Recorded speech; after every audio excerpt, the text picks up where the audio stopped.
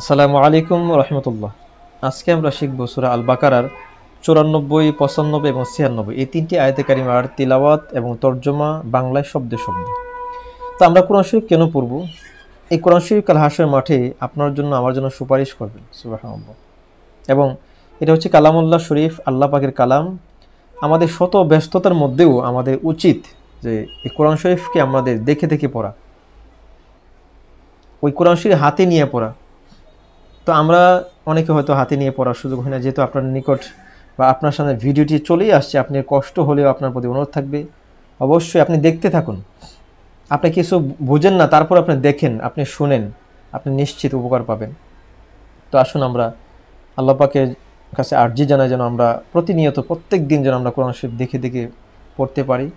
আর এখন এই মুহূর্তে আমরা অনলাইনে, আসুন আমরা এই সূরা আল বাকারার 94, 95 এবং 96 নম্বর আয়াত, এই তিনটি আয়াতে কারিমার মধ্যে অনেকগুলো আয়াত, অসংখ্য হরফ, অসংখ্য শব্দ রয়েছে। আমরা শেখার চেষ্টা করি এবং আমরা দেখে দেখে পড়ি। ইনশাল্লাহ অবশ্যই এখান থেকেও আল্লাহ পাকের ফয়াজ, বরকত, আল্লাহ পাকের রহমত নাজিল হবে ইনশাল্লাহ। তো আমরা আসুন আমরা এই 94 নম্বর আয়াত আগে পড়ি, তারপরে এটার অর্থটা উঠানোর চেষ্টা করি। বিসমিল্লাহির রহমানির রহিম। কুল ইন কানাত লাকুমুদ দারুল আখিরাতু ইনদাল্লাহি খালিসাতাম মিন দুনিন নাস ফাতামান্নাবুল মাউতা ইন কুনতুম সাদিকিন। অর্থ, আপনি বলুন, আখিরাতের বাসস্থান যদি আল্লাহর কাছে তোমাদের জন্যই নির্দিষ্ট হয়ে থাকে অন্যান্য মানুষকে ছাড়া, তাহলে তোমরা মৃত্যু কামনা করো। এটা তাদেরকে বলা হচ্ছে যদি তোমরা সত্যবাদী হও।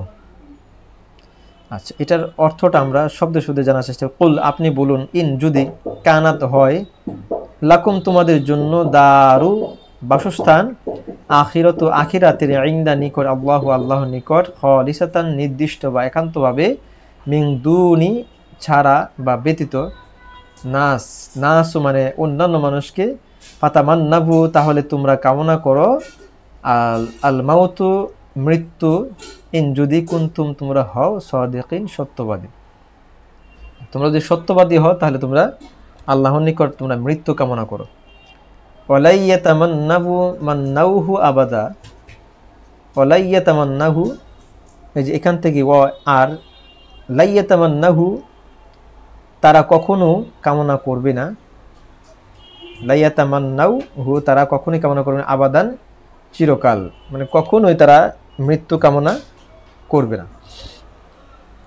তার পরবর্তী অংশ, বিমা কদ্দামাত আইদিহিম ওয়াল্লাহু আলিমুম বিজ্জালিমিন ওয়ালা তাজিদান্নাহুম আহওয়াসান নাসি আলা হায়াহ ওয়া মিনাল্লাযীনা আশরাকু ইয়াওয়াদ্দু আহাদুহুম লাউ ইউআম্মারু আলফা সানা ওয়া মা হুয়া বিমুযাহজিহি মিনাল আযাবি আন ইউআম্মার ওয়াল্লাহু বাসীরুম বিমা ইয়ামালুন।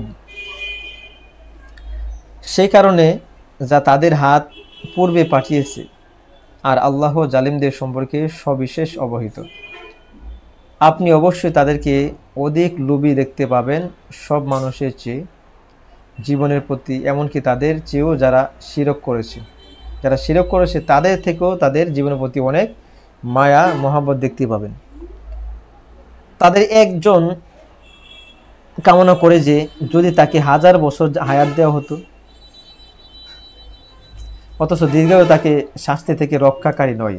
বেশি দিন বাঁচবে, এই বেশি দিন বাঁচা তাকে রক্ষা করার কোনো সুযোগ নেই, কোনো চান্স নেই।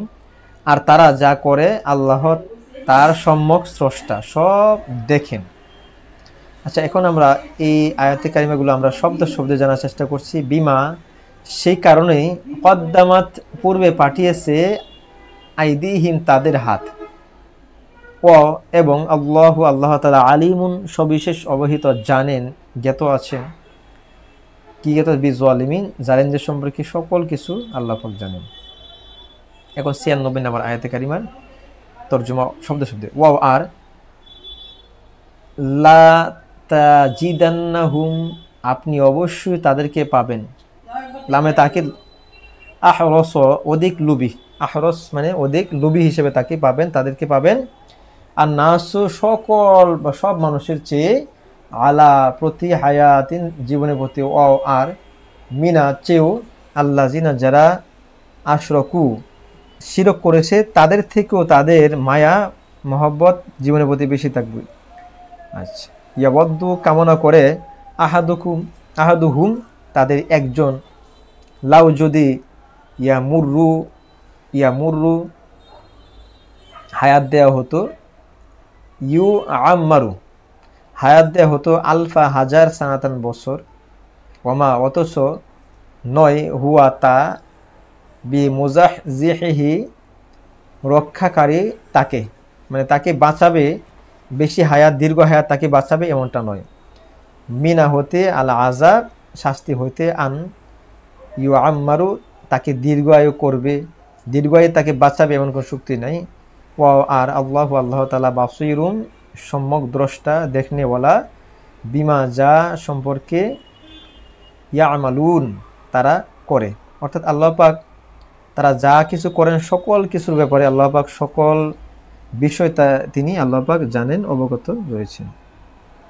তা এমনিভাবে আমরা প্রতিনিয়ত একটি, দুইটি, তিনটি আয়াত করে আমরা শেখার চেষ্টা করব। এভাবে আমরা দেখে দেখেই পড়ব, দেখে দেখে পড়লে অবশ্যই আল্লাহ পাকের রহমত আমাদের উপর নাজিল হবে।